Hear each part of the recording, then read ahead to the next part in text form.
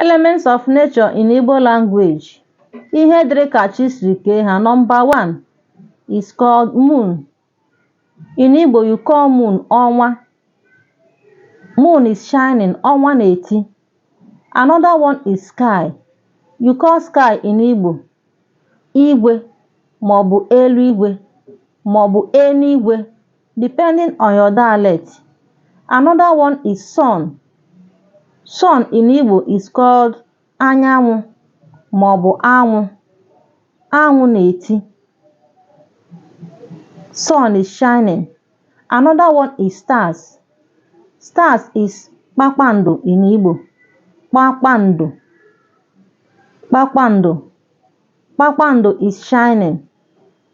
It only shines at night together with ọnwa or moon. Another one is called lightning. Lightning. Lightning in Igbo is called amụma. Amụma igwe. Amụma na-ese. It is lightning. Another one is called thunder. Thunder in Igbo is called egbe igwe. Egbe igwe is thundering. Egbe igwe na-agba. Another one is called water. Water is called mmiri in Igbo. Mmiri.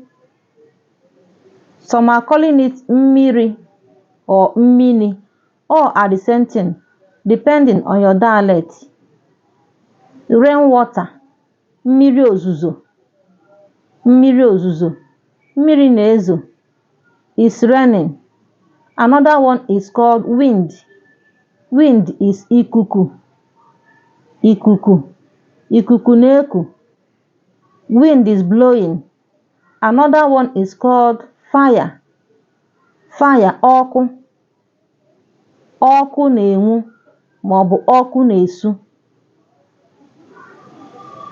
Ọkụ na-enwu maọbụ ọkụ na-esu.